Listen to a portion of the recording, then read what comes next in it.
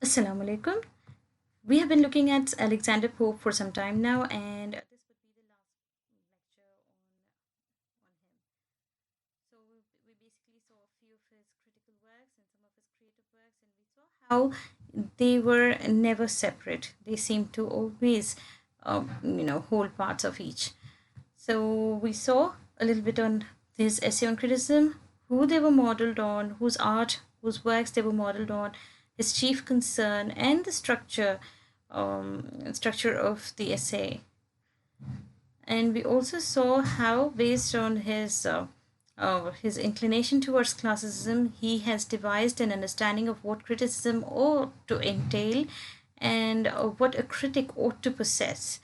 So he sums it up into basic requirements: study of ancient masters and knowledge of their technique, which he also believes is necessary for writing, creative writing as well. And we saw how he held certain ancients and certain moderns in high esteem, high regard, and he wanted his own contemporary writers to follow the tradition or the rules and laws and conventions laid down by the classics. Further, we saw the function of criticism, how criticism was the art of judging a right, and a critic who was born to judge and a poet was born to write, and how he believed exclusively an author exclusively can be a good critic and no other. So, unless you are familiar with the creative side, you won't be able to criticize the creative part of any creative work of any artist. So, that was his belief. And he condemns judgment by parts, as in speaking of how criticism should work. He believes that you cannot pick up bits and pieces from the text and judge them for that particular part. You have to consider the whole. And he gives a wonderful analogy. It's not the exactness of peculiar parts, it's not a lip or eye we call the joint force and full result of all. Then he gives a very fantastic and wholesome analogy or requirement for a critic. He makes a beautiful picture of who a critic should be. In fact, this need not be exclusively applied to the critic alone. It could be applied to all of us, to any person. Now we come to the part we're concerned with today, mainly his remarks on literature. Speaking of wit, which seems to be the sole property of his time, as in sole property of reason, you could say that the writers of his time were mainly concerned with wit beyond anything else, wit beyond sentiments, wit beyond everything. So the familiar idea needed to be aptly expressed. What is wit? Wit is nothing but a familiar idea, something that you see every day, that you hear every day, that you talk about with people, but is so very well expressed by a writer that it seems to strike you anew. You know, a natural image decked out with all the beauty of art.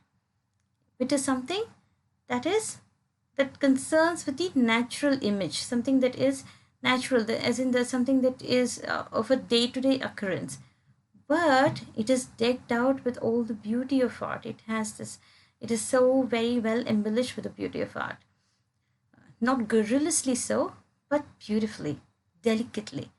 Okay, it strikes the intelligence, strikes the intellect. True wit is nature to advantage dressed, what oft was thought, but never so well expressed. Memorable lines, very memorable lines. What is true wit? Wit is nothing but it is to nature advantage dressed. True wit is nature to advantage dressed, what oft was thought, something that is often thought about, but rarely so very well expressed. Yeah, you must have come across lines and poems that deal with very simple day to day events, or even simple flower, but the same little flower that you crush under your feet or you just simply ignore its presence, it is so very well expressed in works of poetry, in works of brilliant poetry, that you are you know introduced anew. You're like reintroduced to it at a very at a higher level. Okay. Now, Johnson argues that it reduces wit from strength of thought to happiness of language. Well, Samuel Johnson, he believed or he argued against this idea. He says that wit reduces strength of thought to happiness of language, while Edison insisted surprise should be the essential element of wit. So, when we speak of wit, each writer had some particular idea about what wit was. For Pope, it was a familiar idea, aptly expressed, a natural image decked out with all the beauty of art. But for other writers, other critics like Johnson and Addison, it was entirely different. To him, for Johnson, the content was main. Okay, to him, the strength of thought was reduced to happiness of language. So wit reduced something very profound to something artistic. So the brilliance of the thought is lost. At least that's what Johnson believes. I bear to disagree, but still. While Addison insisted surprise should be the essential element of wit. So wit should include surprise. So that was Addison's idea. Wit is nothing but that which appeals to your intellect. Please bear that in mind. Speaking of diction, what is diction? Diction is it's nothing but choice or use of words and phrases in a particular writing or speech. Okay, it is a choice of words. So Pope, following Horace's tradition of choosing oldest of new and newest of old words, insists on a customary choice of words that is familiar to most. So he tells you to choose the kind of words that is oldest of new. Oldest of new as in we have a certain set of words in use now. Okay, in current use, universally that is understood and which seem a little modern at present. Of this set of words, he asks us to use the kind of words that is old of the new, and to also use those kind of words that are newest of old, as in there are set of words that have become obsolete, that have run out their course. Okay, they are no longer in use, they have become cliches, you don't use them anymore. So of those kind of words, he asks you to use the words that are more recent.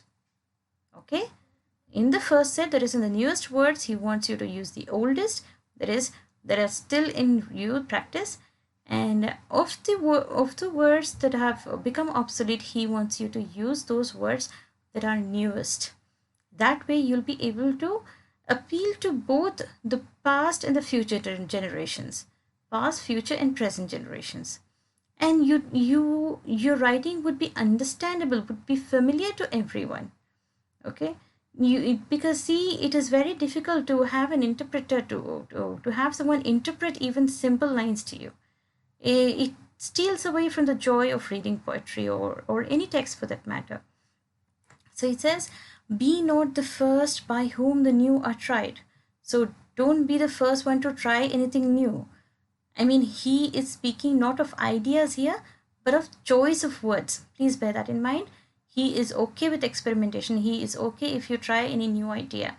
Okay. He doesn't want you not to try any new words that are still people have not warmed up to.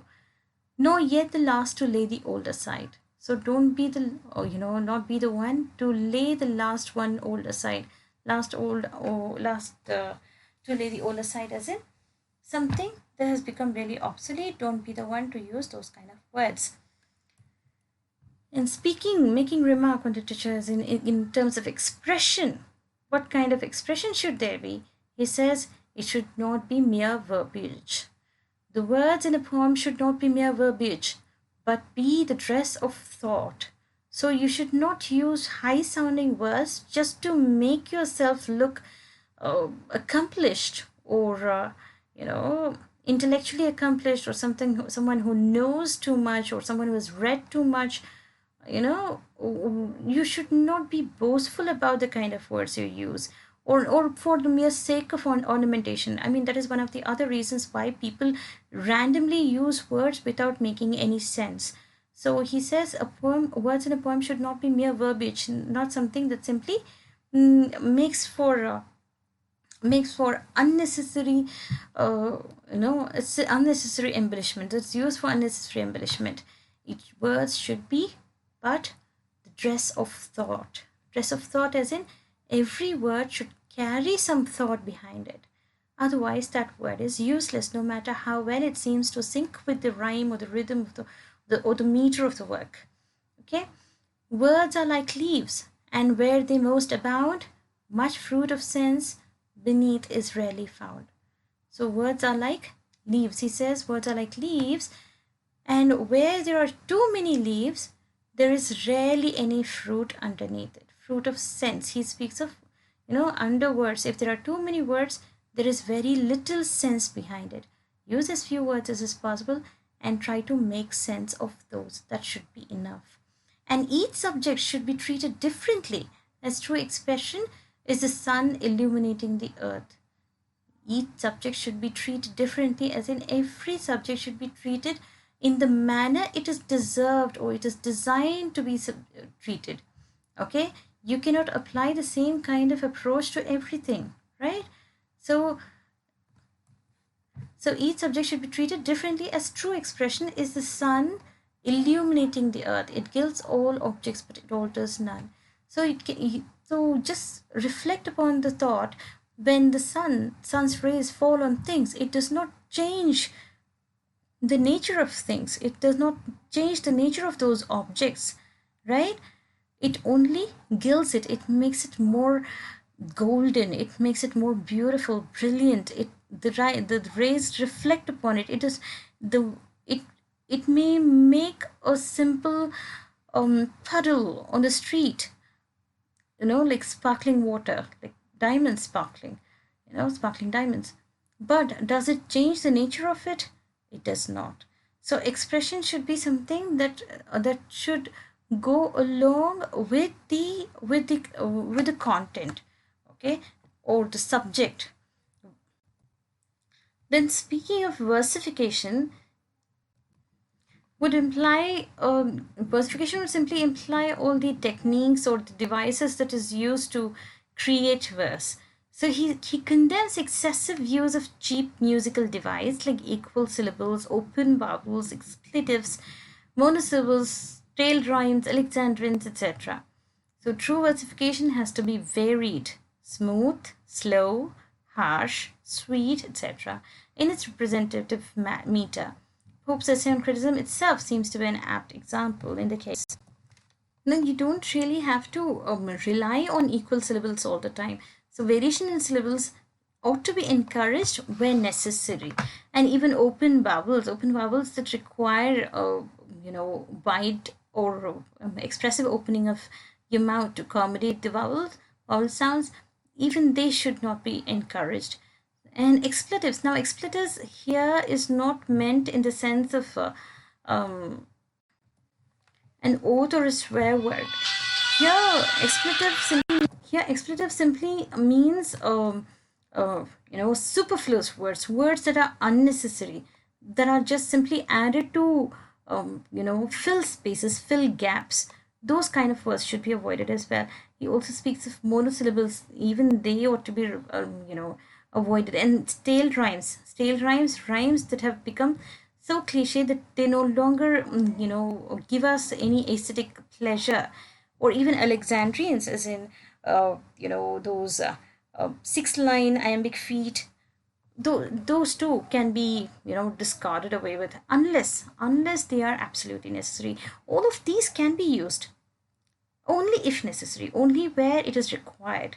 So undue or unjustified use of any of these he concerns cheap. So as far as true versification is concerned, he says it has to be varied, it has to be smooth, slow, harsh, sweet. I mean, any good poet would know that. Any good poet would know how to create a creative work that actually speaks for itself, that has its own life, that moves in its own pace, moves at its own pace, when it has to slow down, when it has to take up a faster pace, when it has to brush through crudely, when it can move like a wind, like a breeze. It all depends on the writer. It Only a good writer, only someone who is really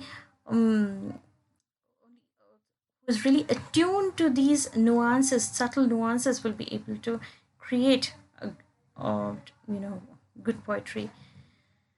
So, well, Pope's essay on criticism, in my opinion, itself is a very good example of how varied his versification is. As far as his value of his criticism is concerned, his merit lies in felicitously collecting together the most important of those precepts that make up the neoclassical system.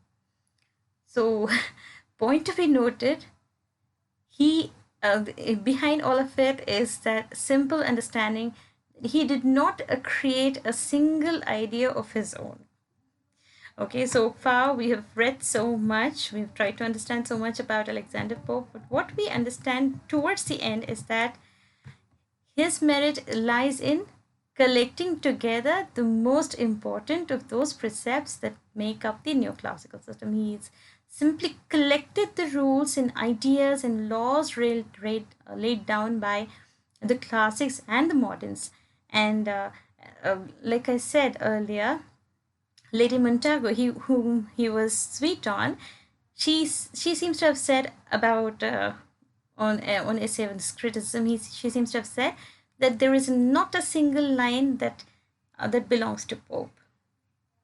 It does not mean he plagiarized, but it seems he sort of brought everything together, brought every idea or ideas worthy of putting them there all together in his work. So uh, his main value lies in collecting of those precepts. Okay, what oft was thought but never so well expressed. So it has been often thought, it has been thought away by so many writers, critics, poets, but no one has bothered to express, no one has managed to express as well as Alexander Pope. He fairly epitomizes the genius of his age. He seems to epitomize the genius of his age, as in, like, you look at him, you understand the genius of his age. And speaking of poetry, which is an art of imitation, and he considers the function of poetry to delight and instruct. And to him, the value of poetry is to be judged by the extent to which it gains the heart. So, even though he belonged to the age of reason and enlightenment, what we see, he is a sentimental at heart, right? He's a very sentimental person at heart. So because he can judge despite all the rules and precepts laid down by the writers, by the classics, or the great writers, and followed by the contemporary writers. He feels that ultimately a value of poetic work would solely depend on how well it touches your heart. So he has purely aesthetic standards for judging any work. I think this is all for now. Thank you so much. It's a very short lecture, I understand, but there was not much to say. We've covered enough ground already. So thank you. Stay safe. Be happy. Assalamu alaikum.